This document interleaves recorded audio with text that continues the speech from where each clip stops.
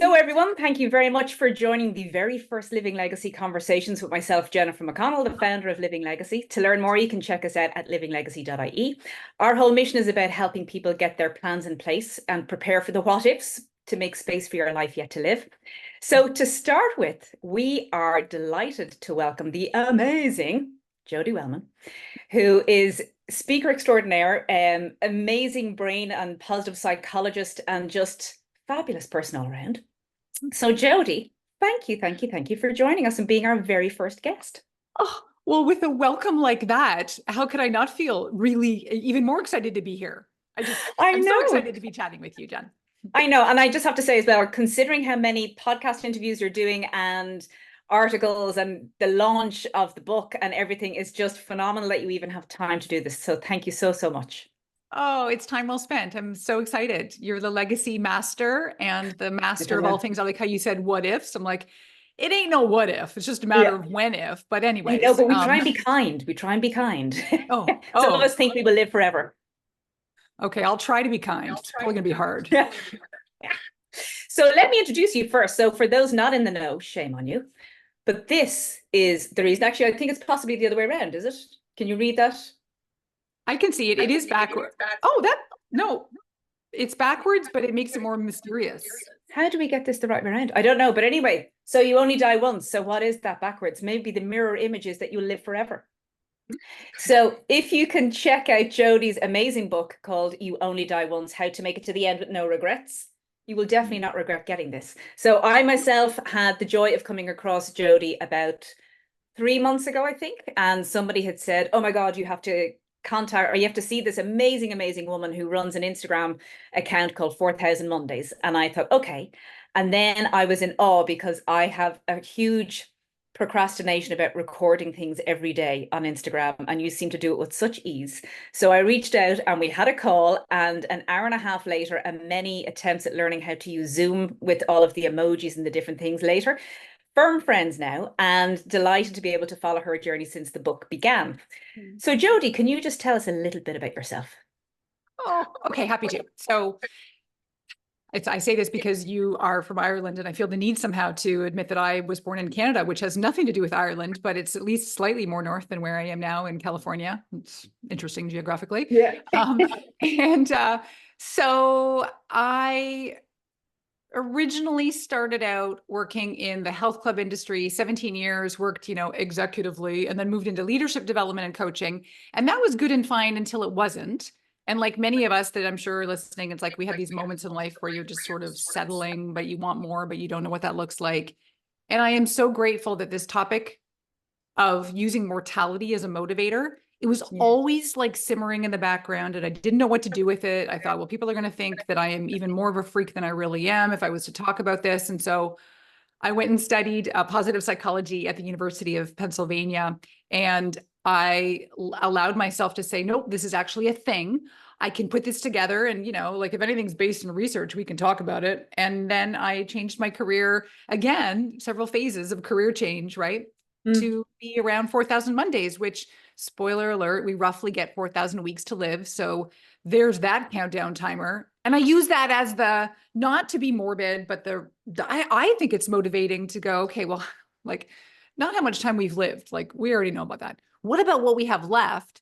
So like, I think this week, well, as of tomorrow, I'm not going to jump the gun. No, I don't want to jinx it. I have 1,814 Mondays this past week left to go. Maybe more. How do you only have that? I have 1,854 and I'm a year older than you. We need to audit my numbers. We need to audit our numbers together. Well, can I just say we had a bit of an unusual situation yesterday because, as I mentioned to you earlier, that myself and my mother sat and actually watched one of your podcast interviews, and it was phenomenal. And I was telling my folks about you, and it was all very exciting that this was going to happen.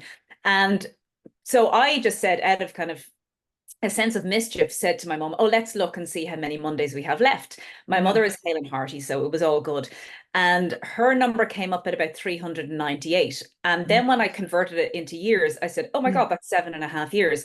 And I started to get a little bit freaked by it. And she said, no, that sounds about right. I've outlived my mother. I've outlived my father, But I got a little bit, about it. But Yeah. then we looked up my dad, and he has 6 Mondays left. And it was just like, okay, let's not tell him that.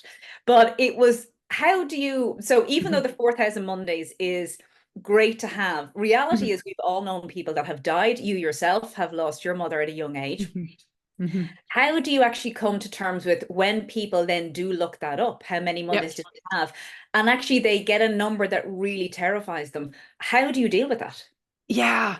The good news is that the terror, at least on the outset, is pretty rare. So the reaction is usually what you said your mom is like, which is a really lovely place to be, that I think is an inspiration for all of us. It's that, like, how do we get to the point where we feel like we have lived our lives enough that we can say, quote unquote, I'm good to go. Not that your mom was like, take me now, but like the idea that, you know what, that tracks in terms of numbers, but also that notion that life got lived around here, which is all that I really want to talk about. Yeah, I talk about death as the mechanism to give us that like poke in the ribs. So you're right, Jen. Like, I want people to kind of do the, oh, and okay, like if I'm talking to a team at work and they're all like Gen Z and they're all like 20s and they're all like, yeah, I've got 9,000 Mondays left, whatever. It's not as motivating, admittedly. Yeah. But most people don't get too existentially anxious. For most people, they know the math already, right? Because they know the years. It's just designed. But I think I want to flip the script. I want to take that anxiety that people might feel of the startled nature of this is all I have, and say, yeah. And so how do you want to make the most of it? How do you want to savor it? Because our death anxiety tends to quell in direct proportion to our perception that we have participated in our lives. So that to me is the formula. It's like, how do we just literally say, okay, I'm ready to go. And that usually is the perception that we've shown up, reached some of our goals, crossed a couple things off the bucket list, that kind of thing. Yeah. And that's an interesting one, because I know myself, I've had great adventures, absolutely thrilled to have worked around the world. But one of the things I remember saying to my folks a number of years ago, if something happened to me, I feel like I have fully lived. Yes, there are things that I didn't get to do that I always thought I would. So like parenthood, I thought was always going to be a given. And then that wasn't my destiny. But actually, even then being able to make my peace with that was still looking at, okay, well, I've traveled to a lot of the countries I wanted to travel to. I've had great adventures. I've done the jobs I've wanted to do. You know, so there are so many things that I've ticked off the bucket list as such. And I'm never a fan of that, the bucket list, because I think we all think about that kicking the bucket, that it's more about that kind of fulfillment list, that for me, so much of it is done that actually I'm turning 50 next year and I can't even begin to think about what my 50s will be like. So it's that thing of, I've actually got to a clean slate to go, okay, well, actually, what do I want? Oh, I love that. I love the clean slate. I love the what do I want. Should we all be so? I don't think it's lucky. I was going to say lucky. Yeah. Yeah, the luck plays a role in everything, especially if I'm talking to somebody in Ireland. But I would say that most of it is like our intentional action. It's like cluing into, you made the career moves happen. Like you took steps that allowed for opportunities to happen.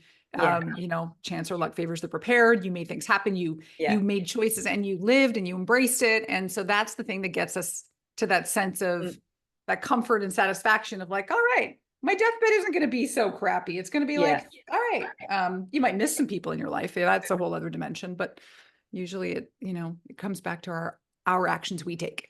Yes. And so can I ask then, with regard to the book, because one of the things that when I got the book, obviously I listened to it, your sweet dulcet tones on Audible. And I remember actually at one point I was outside my parents' garden and I was weeding, so doing some gardening, and I'm listening to you at the same time going, oh, okay, I have to think of that and look back at that. So then when I actually got the book, of which you can all buy at your local bookstore. And if you can't get it in your local bookstore, contact Jodi and she'll get it organized.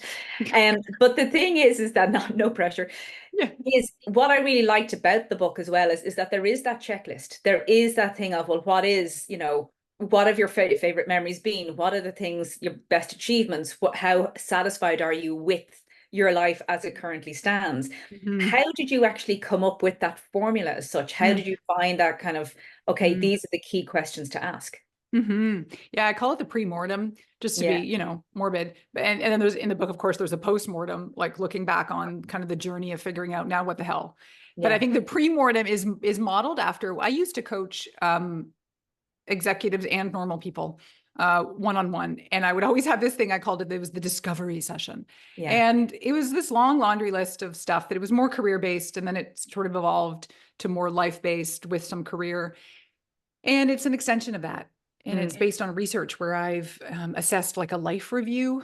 You're familiar with a life review. It's often done more towards the end, but like, what are the things that have mattered? Because it's based on this idea that we're two things.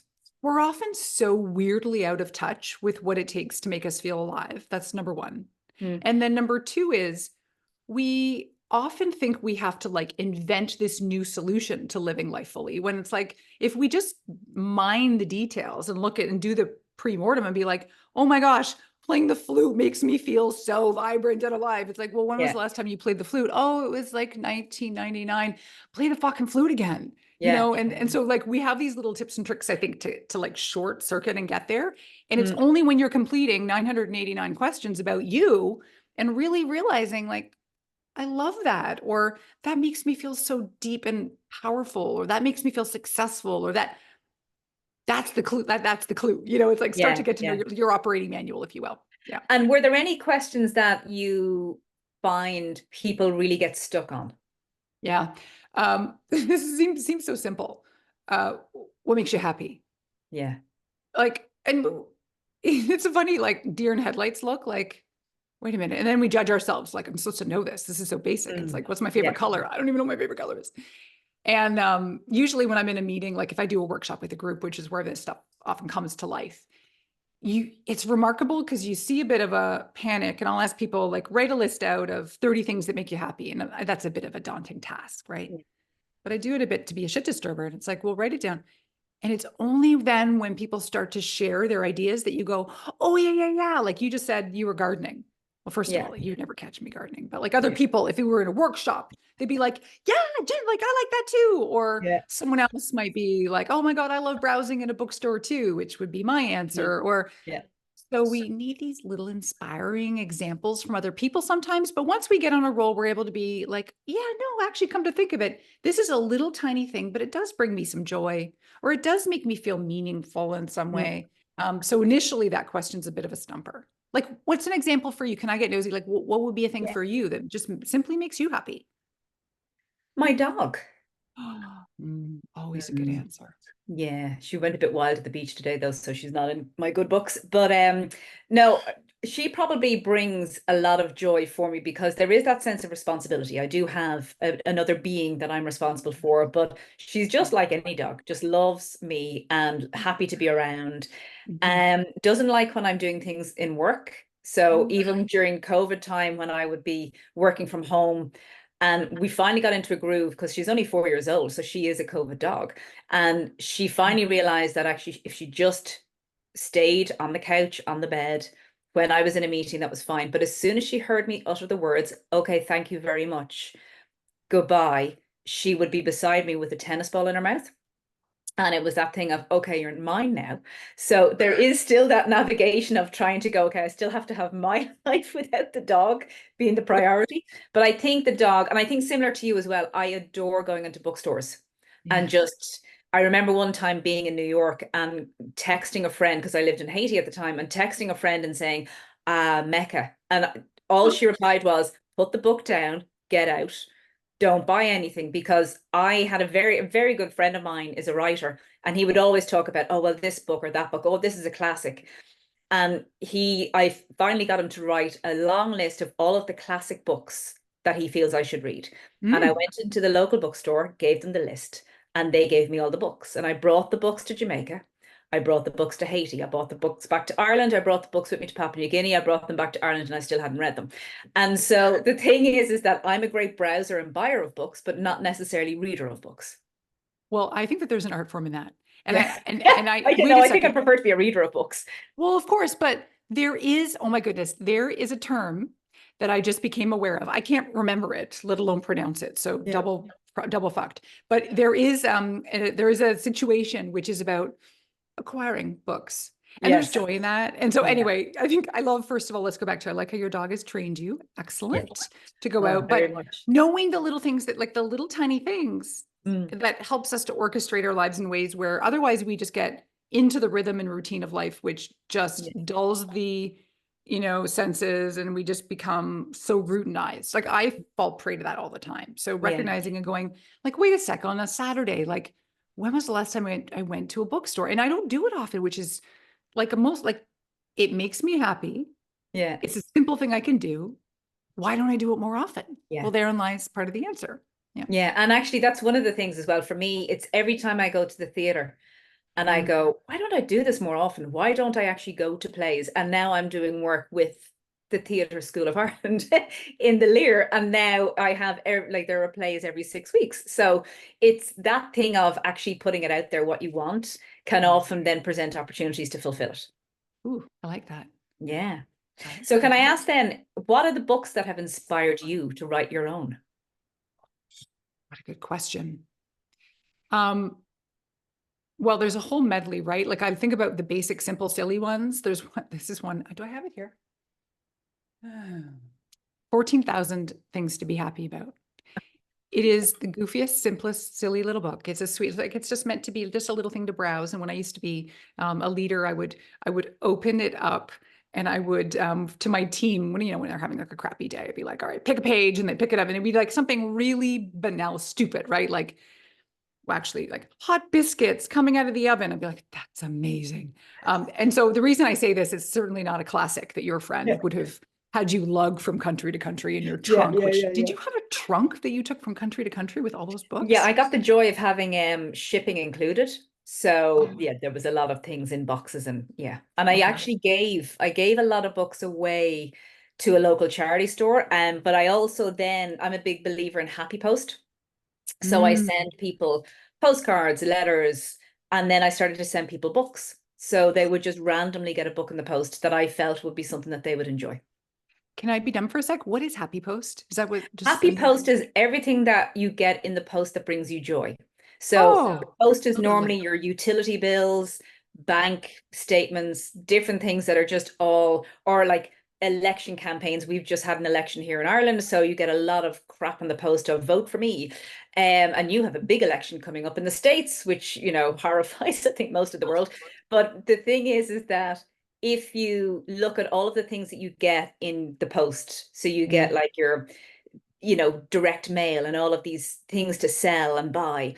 mhm, Take all of that away. And what is the post that you actually enjoy to get? mm, mhm. So what's the mail that you really enjoy getting? Oh, here we go.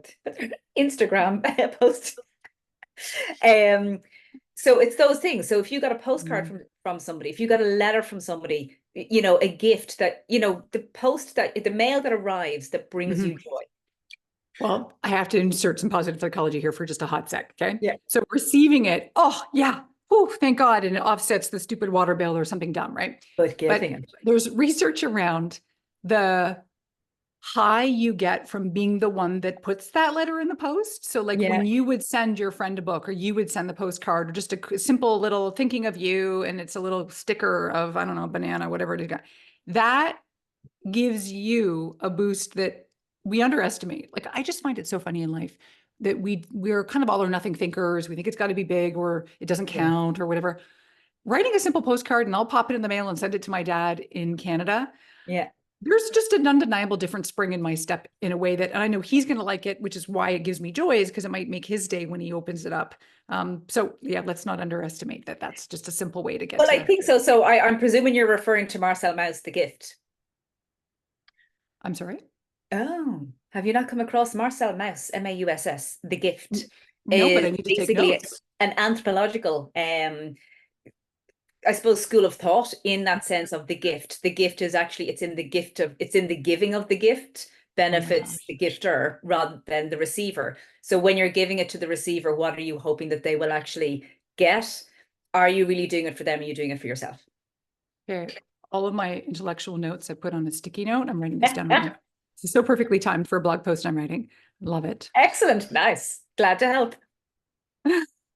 Uh, And then can I ask you, with regard to your book, mm, first off, what inspired you to create 4,000 Mondays? because I couldn't not. It's this fascinating thing. You know, in life, when you have a pull, it's a tug, it's like some kind of a magnetic thing, and you're trying for a little while to tamp it down because it doesn't make sense. And you're like, fuck that. Like I need to change my career. So when I went to study positive psychology at UPenn, I had no intention of like blowing up and reorganizing my career. And I say blowing up in a good way, not like, there was some dynamite, but not like there were no casualties. Yeah. So, but it was this thing of like, when you give yourself permission to indulge the thing you love, or to study the thing you love, or to just explore and maybe make a blog post about a thing, or do an Instagram live about this topic you love, and you breathe life into it, you give it the air and oxygen it needs in order to take root. Yeah. Once I gave this like, this memento mori topic, which is remember we must die. Yeah. For good cause, to live like we mean it in the meantime, before the morgue. I because there was so much life in it, like I can barely contain myself even talking about it still, right? It's like, it was so alivenating that it was like, I can't not do this for the rest of my life. And also like how hypocritical if I'm the one encouraging us to live like we mean it and do the thing, even if it feels scary, maybe even especially if it feels scary. Like, who am I to then go back and teach a leadership development course? I mean, I still like doing those, but no, like so 4,000 Mondays, and the timing was really great because COVID just sort of detonated a lot of things anyways. And it was like an opportunity to reevaluate. And it was great to be able to start it. And it is amazing. I have to say, like, as I mentioned at the beginning, is that when I came across 4,000 Mondays on Instagram, it was just, as we've already spoken, that you love being a goofball, and it's just the everyday little blogs or vlogs as such. And even I remember, I think you have a cashmere sweater that has skulls all over it, and just different things. And you and I think one of our first interactions, you had asked, you asked all of your followers, would you want to know your date of death?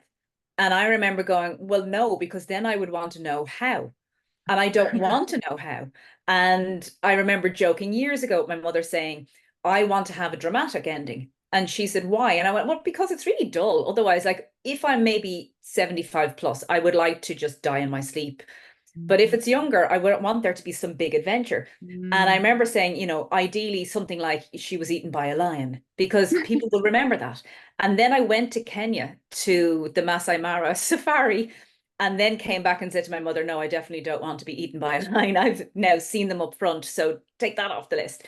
But the older I get, and I suppose the more dramas I've had in my life, the less drama I actually want to come to the end. So I remember when you had said that about what would you want to know the date? And it was like, well, no, because I like to get things done by certain dates, and I think my anxiety would go through the roof. But then that thing of, I think I had replied and said, I'd really like that kind of Walton's Mountain type ending. It's all lovely and you're with your family and you're in like Walton's Mountain. And you had replied and said, well, no, what about Little House in the Prairie? And I said, no, but she falls at the beginning down the hill. Like stupid tumble. Yeah, I know. I knew we had to be friends at that moment on. Yeah, I know. And it's funny though. Yeah. I mean, I think for anybody who's listening in or beyond who catches this on your website and beyond, it's like, that's the tension I think that exists. And it's great dinner party fodder conversation about like, would you want to know? And this is the thing. It's like, part of it is the mystery, but I think if I'm going to get like buzzkilly for a sec, just in service of, because we delude ourselves into thinking we're living longer, we do this thing where we defer, right? Like, oh, I'll go on that trip later. I'll plan that business later. I'll get to it. Like it's a really comforting notion, and we're not idiots. Like we try to avoid the idea that we're going to have an expiry, even though we know it's there. We just like to push things out because it provides a little bit of comfort in thinking that. And here's where I'm like, dude, you know the truth. You know that, you could be like my mom cashing in at 58. You could be younger. You could also be older, but you could also be older. And I think about a woman I met recently who said that her dad retired and he had so many amazing plans. And then within 3 years of retiring, he got early onset dementia, which I know you're familiar with yourself. And not you personally. Not me, my dad. And it was like, the dreams then are thwarted. And so I say all this to go like, remember, we want to take action now because we just don't know what's ahead. And so if I had a magic timer that said that I had, 12 years, 8 minutes, 8 days and so on, that I know would probably cause a little bit more of like, oh shit, like I got to get on with this thing. I'm going to go to Prague. Like, what am I waiting for?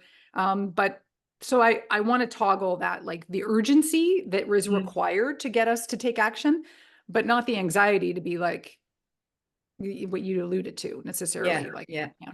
It's a fine line. Yeah, and one of the things that as I had mentioned earlier on, I do set homework. So you were given homework by way of questions in advance of this conversation. Was that level of, like, one of the things I've done for many years is consider my fives. So 5 new things I'd like to try for the coming year, 5 things I'd like to achieve, and 5 places I'd like to visit. And they can be places I've already been. Now, sometimes the 5 places is a difficult one because it could be dependent on finance, annual leave that you have available, maybe people to go with, and seasonality of, actually getting to those places. When I first started to do it, one of the places was this tiny little town that's about 20-minute drive from where I'm from. And I had just always heard of this place, and I went and I drove up one evening and I saw it and I went, that's great. That's one done. I no longer have that kind of, I wonder what that place is like. So in turning it around, what for you would be your 5s for the coming year? Not even lifelong, but for the coming year.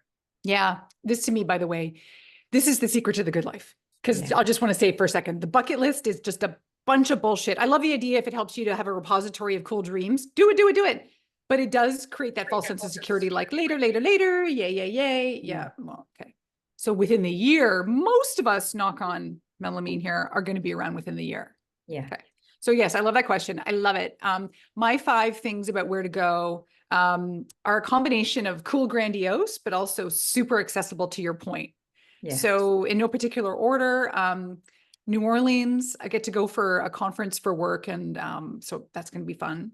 Yeah. And I'm going to do the thing where when I go usually for a work trip, I focus on the work, and I sometimes commit the crime of getting, flying in, flying out, staying in my hotel, and then not really exploring.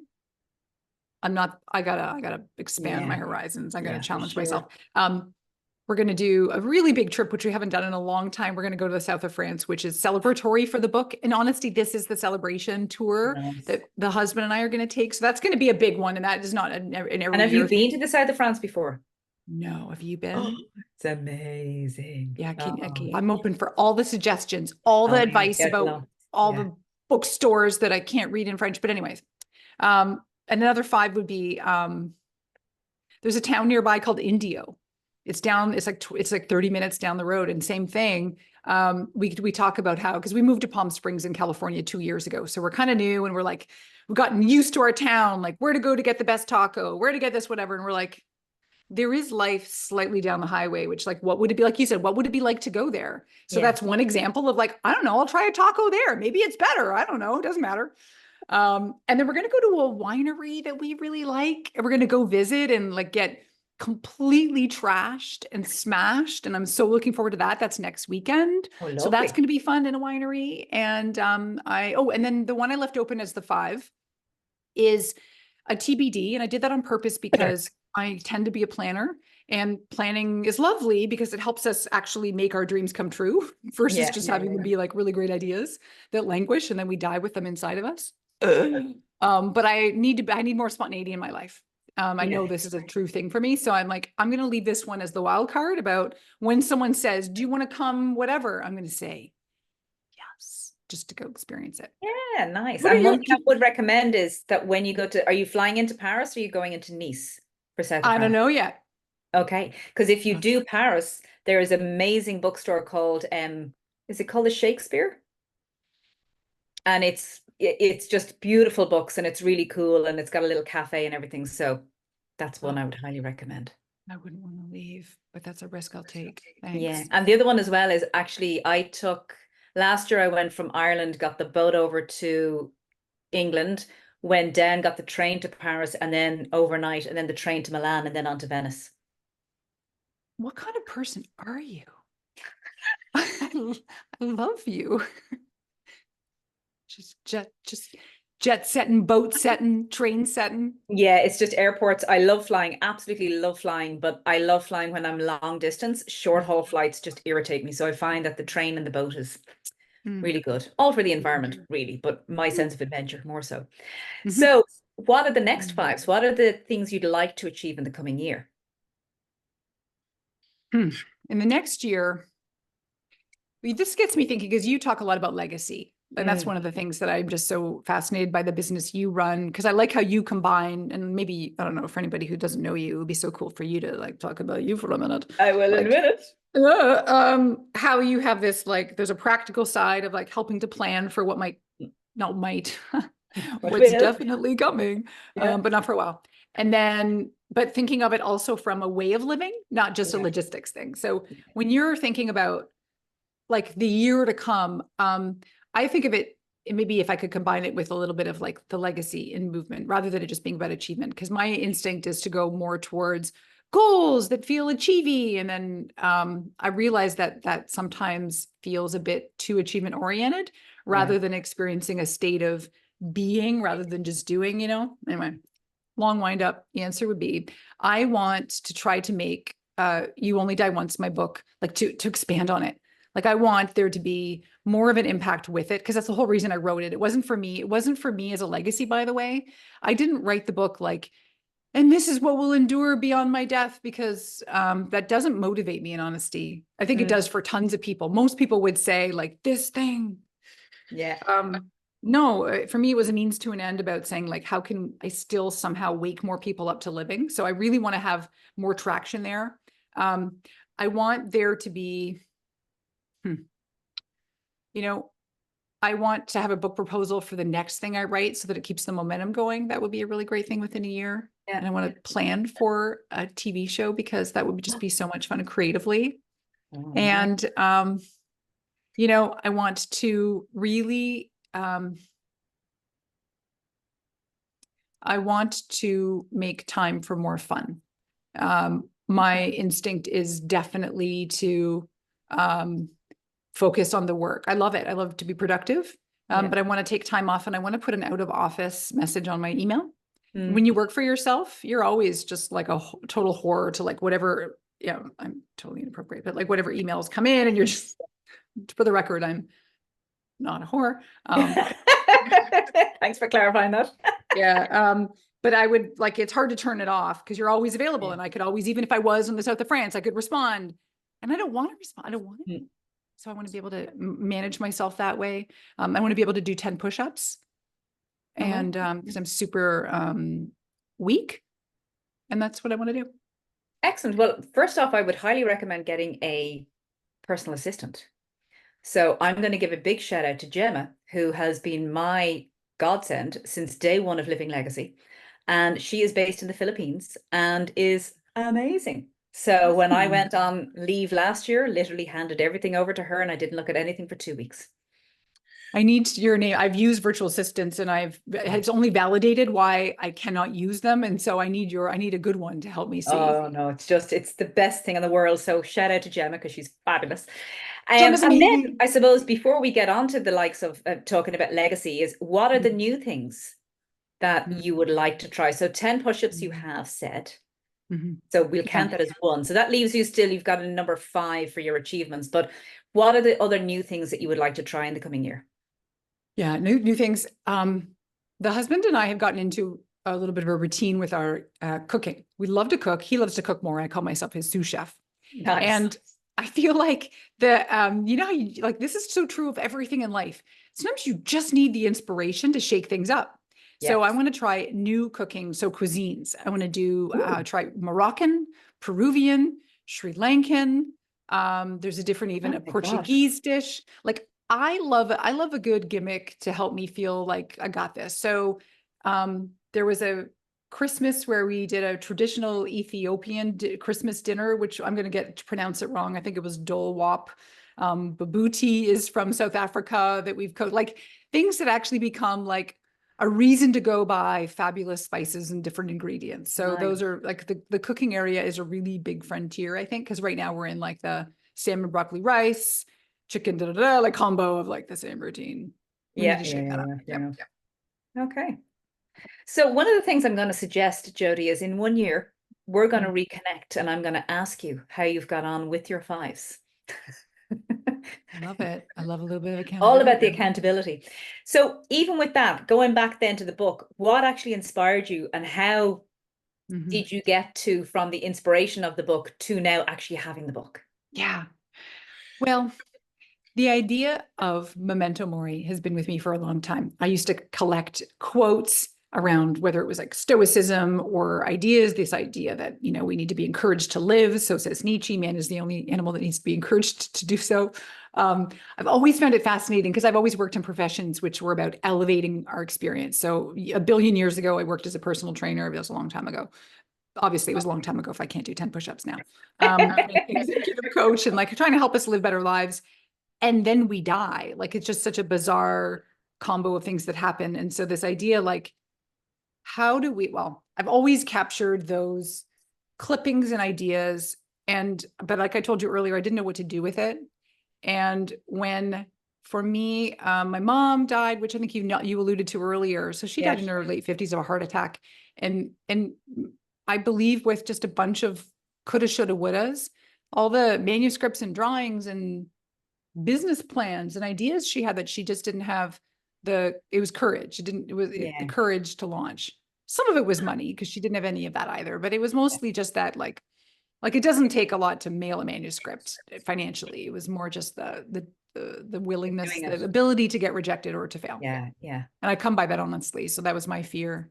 And I Mm. really was aware, like, oh, man, like because she died, like our time is so finite. It's so precarious and precious. Yeah.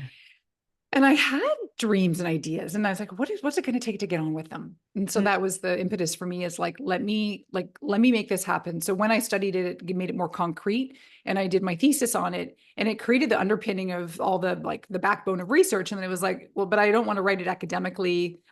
My thesis was academic, but I love to write irreverently and have fun with it. And so that was like, I'm going to have to do this in a Yeah. way that is more, fun. And so that's And how this was. how did you actually find the process itself? Like, was there ever a time where actually, I suppose with anything like that, and I come from an academic background as well, is that level of you think you know everything when you start writing it, but then there's more stuff comes up.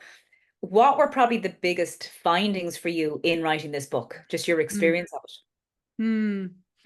Findings of the topic of memento mori or the process of writing the book Both. or both? Yeah. Well, one just finding from a personal note was that accountability is spectacular.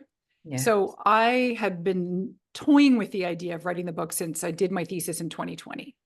And so I know it's not a ton of time that's gone by, but it was enough where it was like thinking about it, talking about it. And then like, it's only then when you take the steps and you take, like for me, it required courage to try to to go out and to write a book proposal and to find an agent and to pitch that. And because those are all stumbling blocks, I think many of us just do this thing where we're like, oh, I don't know how to do it. And we're going to let not knowing how stop me from doing it. Mm.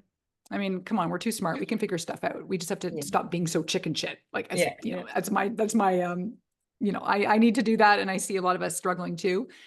But the main thing was like, once I had this thing ironed out and I felt like so fortunate, so grateful to have an opportunity from a publisher to do this book, it was like, now I have a deadline and I'm on fire. Like Yeah. it's remarkable. I mean, this of course plays into my whole topic. It's like, we need a deadline literally in life in order to take it seriously and take action. And that Mm. was exactly the truth for the book. So needing there to be like having that accountability was crucial. But other things I didn't expect, like everything. I mean, I could have just gone on and on and on with the topic. I had clear outlines about this topic, right? Understanding death and denial, talking about our regrets, talking about wake-up calls from people who've Yeah. had near-death experiences, talking about how habits can dull us and then what to do about it. Some of it was just about being ruthless in editing and being like, I could gather more information. Yeah, but is it going to help anybody? Is it going to help Yeah. me? Yeah. Is it going to help anyone else? I mean, I could make the book bigger, but no one wants that. So Mm. it was a little bit about cull it down, get down to the more of the basics of it. And I could still have done that. But it's sort of it's kind of like back to the idea about like, we have all sorts of ideas. Maybe there is a bucket list and we have to Yeah. acknowledge there may not be time for all of it. Let's just prioritize like the top few things and just all we can do is one thing at a time. So for Yeah. me, it was just like, this is going to be it. And I'll do more later in another book. So can I ask then, you mentioned the husband Mhm. who features quite regularly in any of your talks. You know, the husband is, his name is the husband. And so how has he coped with all of this? Oh, he's just such a champ. I mean, the good news is that he knew we've been together now for like 26 years. He knew what he was getting into in terms of me just being like a bit of a crackerdoodle, anyways. But thematically, he didn't bargain for the Grim Reaper to have such a prominent role in our Yeah. relationship. Um, he's lovely. He's a sport. Here's where I think the trick is. I call myself the Grim Reaper's cheerleader, and I talk a lot about death, and of course that's thematic. But I Mm, don't loiter there, right? Like I will refer to it. I always share studies with him, and he's lovely. He always pretends to be interested, and he generally kind of is sometimes. And it's good, but it's all about living. And so yeah. if we're talking, I'm going to talk about the idea of mortality, and I will pose those questions. Would you want to know when you die? And I talk about, oh, interestingly, here's how I read about how we can cremate ourselves, or oh, here are the main causes of death. Like, oh, it's in our ecosystem. But for every conversation about that, there are 9 more Yeah. about what do we want to do, this summer, and or like, let's talk about how our plan is going to be in the next. Since you gave me my homework about talking about legacy on our walk this morning, our topic was all about legacy. And now, Nice. which is a kind of a funny topic because there's death interwoven into it, but it's Mm, mostly about living, right? Like, how do I want to live before I die? How do I want to be yeah. remembered? So, yeah, he gets mostly the living with a dose of dying. Yeah. Well, I mean, congratulations to him, because I know, as I mentioned to you as well, when I started training as an end of life planning facilitator, everybody was getting the, do you know what I learned about deaths? Do you know what I learned about the dying process? Do you know what I learned about this? And a lot of people were very kind with that, kind of pretending to be like interested, but also hoping that if they let me talk, I would just get it over and done with quickly so we could actually move on to other things. But I think it's and I would like to thank some of them for turning up today. But I think the thing is that it's quite often that fear about the death, as you mentioned earlier, is that it's actually the fear of our death is really our fear of life. That Mm. our fear of looking at the plans, or what really are our wishes. How do we want to be cared for if we're not able to care for ourselves? How do we want to be honored when it comes to the end? How do we want to be commemorated? That it's that fear of actually being so finite Yeah. also calls into question how we actually embrace living. How do we want to live? What are our values? What are the things that bring us joy? Who are the people we want around? And more importantly, who do we not? And I think one of those key things is that element of knowing what the boundaries are for us, of Mm. what we want, but also knowing what we don't want, so that we Mm. can then make space to have more of the good stuff in our life. You said it so well. And I think it makes us all uncomfortable Mm, that we don't like admitting that truth because sometimes we're not even aware that that's the truth. We just think, oh, yeah. no, I don't. It's an annoying thing to deal with for later. But if we are being honest and it's just us and us, or, if you got a glass of Mm, wine, helps to be introspective. We'll have yeah. fun. Like, right. Like, there's a reason that we do defer our dreams, and it's not just because we're busy. It's Yeah. because it might require a little bit of some sort of an emotional upheaval, because it Mm, might mean that maybe the thing isn't going to work. And that might make me feel feelings that I'm not going to like. And so yeah. maybe I'll just continue to be busy with my emails and then watching my shows, which, I'm not putting down watching shows. I watch movies and shows every night. Um, so I think you're right. And I think it's when we pause and like listen to this conversation you've initiated and follow your stuff and read about legacy, that the more we can just touch base with it and get in touch with it. Or for me, it's the pre-mortem in the book, like really Yeah. looking at your life and like, I don't want to add to the pressure. I think what I want to do is just tune into that niggling that most of us have, which is that little sense like, could there be more? Yeah. Like, and not in an I'm never satisfied way. So surely there's got to be more than this, all of my riches. Maybe it's a bit of that for some people, but it's mostly about that sense like we do want to get to the end and have that sense that life was Yes. what life was lived. And it's relative for all of us. There's zero prescription about what it's supposed to look like, or it needs to have this many trips or hours volunteered, or no, it's all just about like, what is the thing that makes you feel like you've had like width, which is the Mm, dimension, of adding vitality and fun, and what it makes you feel like you've had depth, which is about that sense of meaning and purpose. And so doing life justice so that yeah. we do feel like if it did come to an end prematurely or long, long, long down the road, lots of Mondays later, that you feel that sense of, wow, I earned it, you know, Yeah. I earned it. And I think one of the things is like, I know your love for the Grim Reaper, but I do feel that, and I'm with you on that. I just think everything to do with kind of death and you know what happens to us, it's fascinating. But I think one of the things as well is that we tend to fear that concept of death coming and taking us away before we've got everything done. But actually, the cousin of death is or cousin of the Grim Reaper is procrastination. So it's Mm-hmm. that element of what we fear we avoid, but then we're also enabling avoiding getting on with the things that we want to do, because it's that thing of the, well, what if? So going back to that, what if, what happens if I fail? You know, and that phrase, what happens if you fail? Well, what happens if you fly? But that thing of, well, okay, I may go down a path that I really think I want to go, but then I realize it's the wrong path. It's like, yes, but you can turn around or you can end up taking a detour. So it is all that element of the fear of dealing with the concept of death is also that fear of dealing with the concept of life. And that's why for me, and as you've touched on it, is legacy is so important, because Mm-hmm. we get to actually choose what our legacy is and what our legacy will be. Yeah. And even within living legacy in the name itself, like for Yes. me, that name now, and it's funny because I've looked up obviously living legacy to see what other organizations are out there. And there's a weightlifter called Living Legacy, there's a gospel group, Living Legacy, there's somebody else has just done a digital kind of end of life platform called Living Legacy. So I, you know, gave them a shout out. But it's living legacy is a concept that so many people are aware of. But that aspect is all about the considering your life lived to date, to Mm-hmm. kind of get your plans in place to then look and make space for your life yet to create. So Yeah. ultimately to build and live your legacy. So for Mm-hmm. you, what does legacy mean to you? Mm. I define it as what's called a transmission of personal values, which is Okay. just, I think, a fancier way of saying, like, are you living life in a way that exudes some sort of demonstration of what matters to you, with an understanding that somehow it's going to rub off on some people? And it Yeah. doesn't mean that you have to have a leadership role or a parenting role, because I don't have either. I used to be a leader, and I do think that there are some ripple effects from when I was a leader. Hopefully, most of them aren't traumatizing for the people that I led. I think most of them, I hope, are pretty good. But I'm not a parent. But it's this idea that when you are being thoughtful about who you are and how you're showing up, and are you honoring your own values, it's kind of hard for people to not, or in your orbit, experience that. And that can have, back to the ripple effect idea, or some kind of an impact. So, you know, I think about things that matter to me.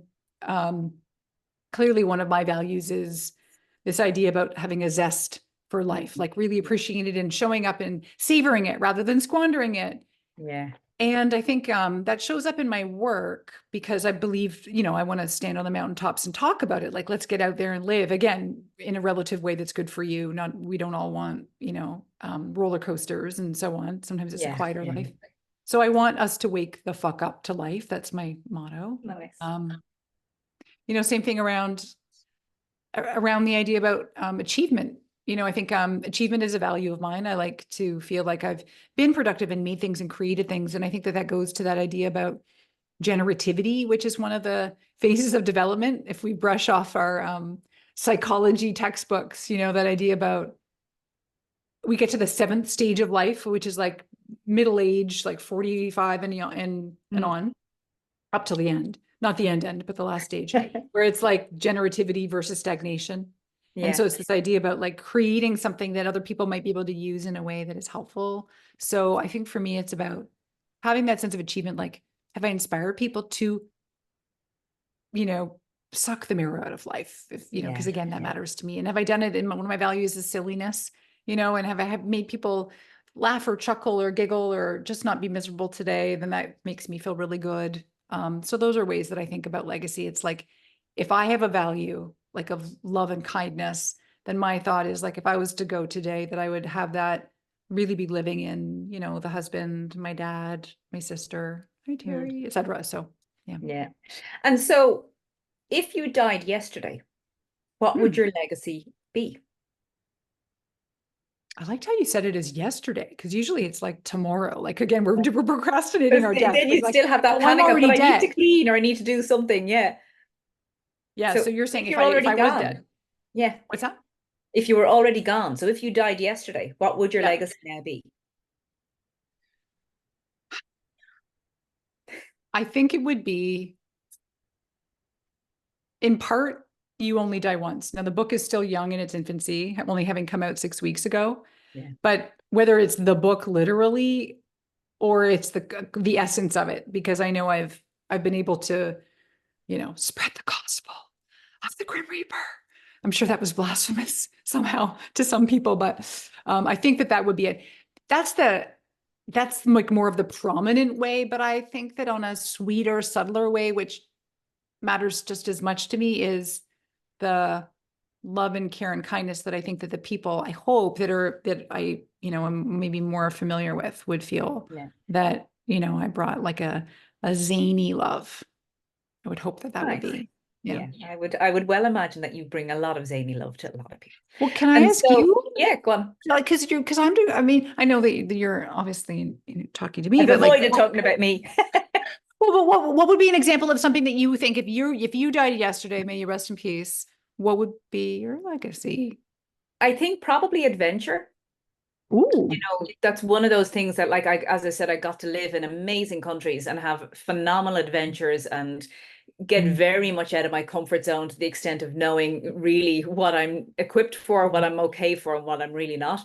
mm, Um, mm, I think that sense, you talk about zest, but that sense of living, that just everything that's happened to me, whether it has been good, bad, or indifferent, has been a learning, has been this kind of chapter in my life. So mm. 8 years Yeah. ago, I tripped and fell off a bridge and broke my back. And that ended up being just this kind of chapter of hilarity and also a lot of serious pain and a lot of drama and legal issues and the whole lot. But there was a lot of learning within that made me go, okay, well, how does that shape my values? How does that make me accountable? How does it hold other people accountable?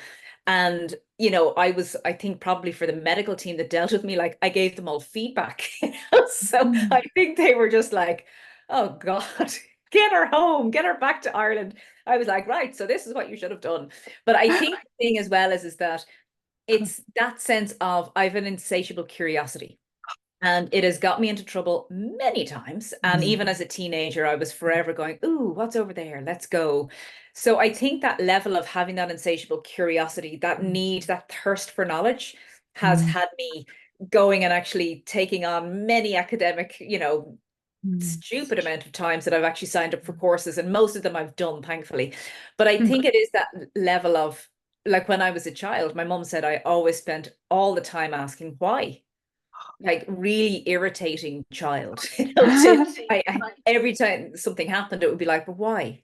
Why? Right, right. And just like nearly that kind of go to your room. But I think that, yeah, curiosity and adventure would Yeah. probably be my legacy. And I think that sense of just probably busyness is one that I really wouldn't want. But I think people always feel I'm a lot busier than I feel I am.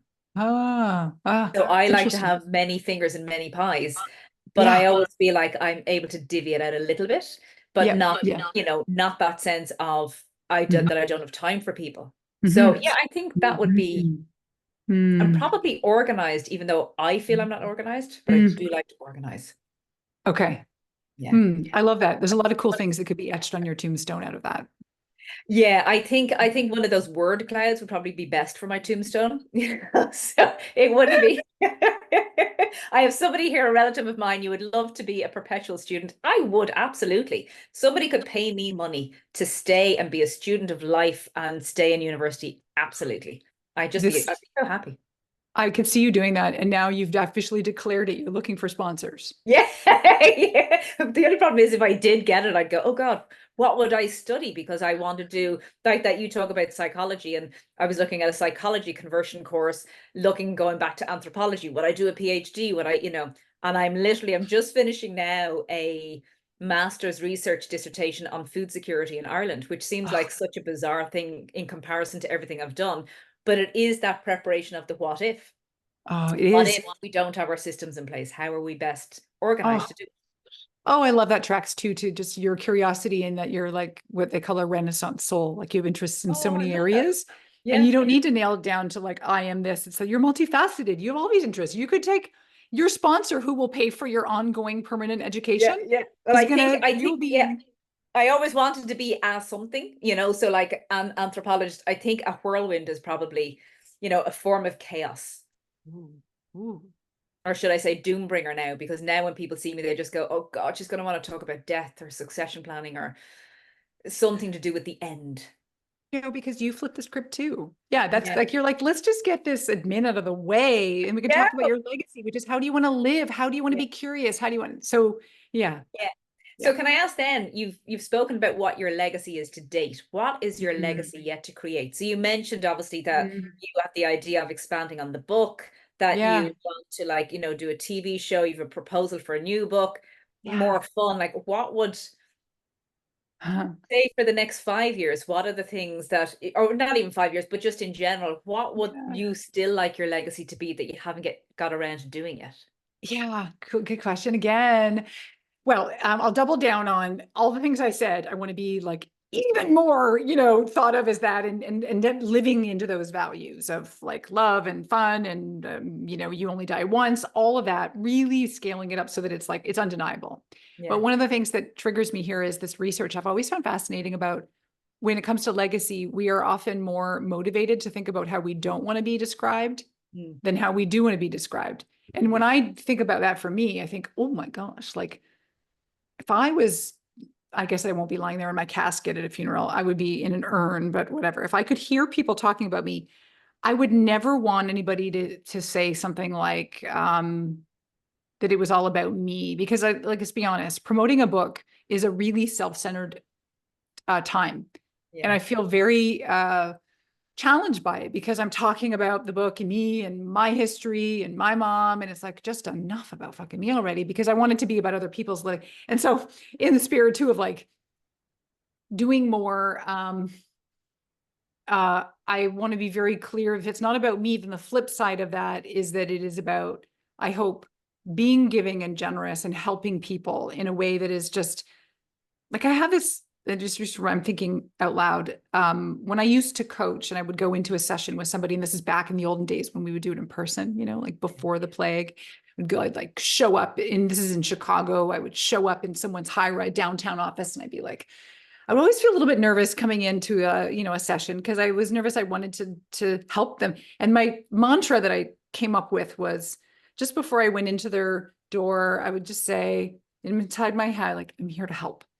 And it Mm. always centered me and made me feel like, well, that's what I'm here to do then in some way. And so I want maybe that's my answer is I Yeah. want to be seen as like that I helped, maybe help someone to wake up, maybe help someone feel motivated to register for that course or to book the trip or to go and Yeah. start that nonprofit or to whatever it is. I want to help.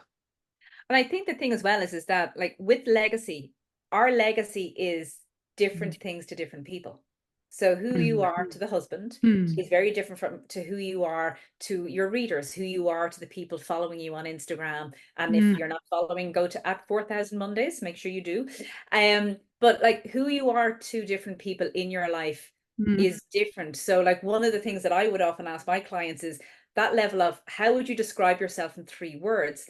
But Mm. also then ask your community of people, how Mm. would they describe you in 3 words? And what Mm. you'll find is that actually you get a fuller picture.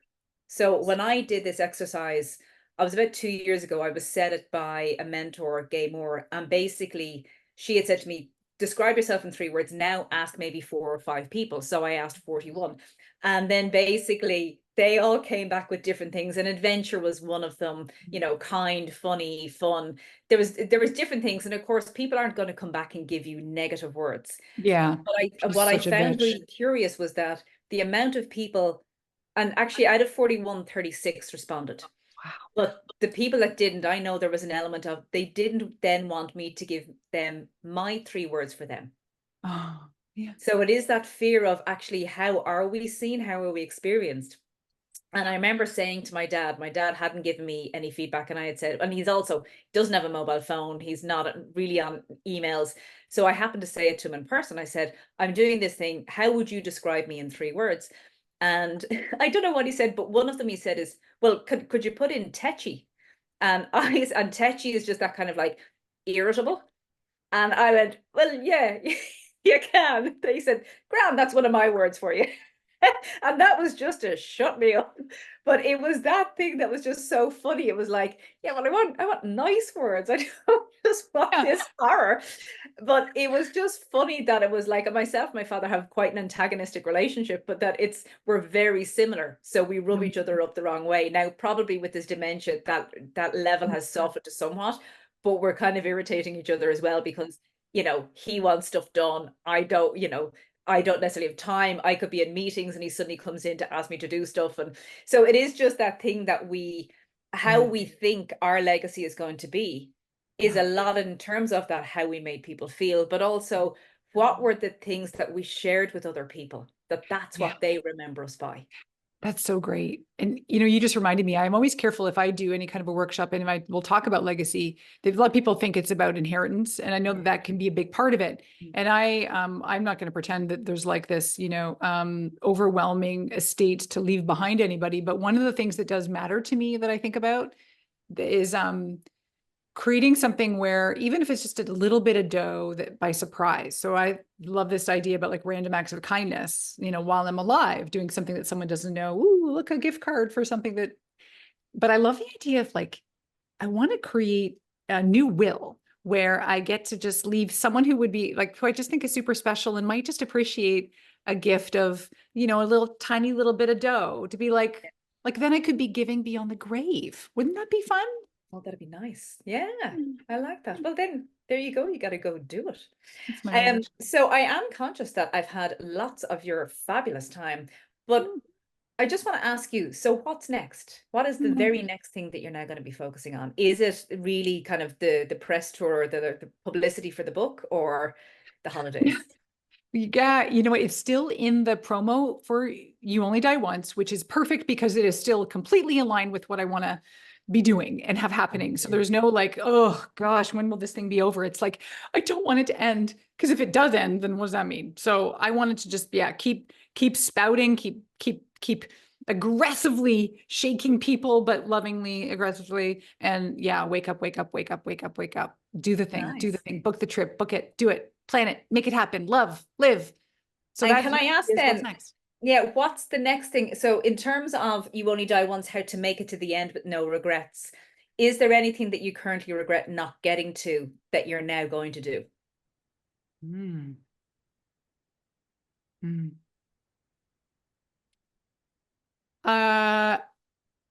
It's ironic because I talk a lot about being careful to keep your life wide and add more vitality in. And in my pursuit of getting this word out and doing a lot of work around that, I have let a couple of other things languish, like more of the physical fitness side. And I regret, I mean, not in a regret, like, beat myself up way, but in I'm going to course correct that now. Cause like, this is the beauty of this work. It's like, we can go, what might you regret? And it'd be like, well, I would regret letting maybe some of my health go in that way. And I want to feel that I'm doing myself a favor to maybe even live a little longer. So I'm going to get back on the health routine rather than just the work routine. Nice. Well, that's great. And so can I ask then, in terms of the book, so where can people get the book? How can they learn a little bit more about you? Well, I appreciate you asking. Depends where you are in the world, I think. So my understanding is that it's on Amazon kind of everywhere. I mean, I don't know if it's in the middle of Rwanda. Don't quote me on that, but I know it's definitely Amazon UK, et cetera. And in the States, it's wherever you would buy books online, or, you can ask for it at a local bookstore and they can order it. And you're going to need to probably help me out. I mean, did you get it on Amazon? Did you get it on Amazon? I got it in, I think I ordered it on Amazon purely because I know that's where I could get it. Ordinarily, I would order from local independent bookstores, but I think that's one of the things that I was recommending, is to make sure that your publishers and distributors are also distributing it in Ireland. Yeah. Great question. Yeah, I'm not sure about the Ireland specific part, but I know it's, yeah, John Murray one is the publisher in the UK. So wherever Yes, they yeah, publish. give them a bit of a nudge. And Yeah. then obviously you've got your website, 4000 Mondays, which is FOUR, 1000mondays.com. And there is a wealth of resources. And I have to say, I've seen some of the things that you have available, like your calendar. You've obviously got the 4000 Mondays, you know, calculator, but there's just so many things. So are there going to be more resources added? Always. Yep. Yep. That's As they're dreamt up and fathomed and I put them on paper. Oh yes, more to come. nice. So going back quickly, just two last things. How would you describe yourself in 3 words? Oh golly, when you said that earlier, I thought I would say now, by the way, is this how I would or how I think other people would? How you would. Okay, you're hard. You're really making this fabulously difficult. I love it. So just don't give it too much thought. Yeah, I mean, I would say thoughtful, zany, and helping. Thoughtful, zany, and helping. Okay, that's perfect. And then my last thing is, what would you like your parting words for this podcast to be for everybody that's listening? I would say you are amazing in what you're doing at Living Legacy, and I'm so glad to have spent this time with you. I'm grateful. Yeah. That's great. Well, look, thank you so much. We will have you back, and definitely I'm going to check in a year to find out, did you get to do your 5s? But for now, Jodi Wellman, thank you so much. Well done. Congratulations on the book, You Only Die Once. And definitely recommend everybody to order it from your local or online bookstore, wherever you get it. And definitely follow Jodi on at 4000 Mondays for daily bizarreness is the only thing that I could say that it is. If you want to have questions asked of you about death, life, legacy, and unusual things in between. And also, I know Jodi had offered that anybody who bought 1,000 books got a free coffin. So I'm looking forward to hearing about how that goes. But for now, Jodi, thank you so much for your time. Thank you for being our first guest on our Living Legacy Conversations. And we look forward to chatting again soon. You're wonderful. Thank you. Thank you so much. Bye.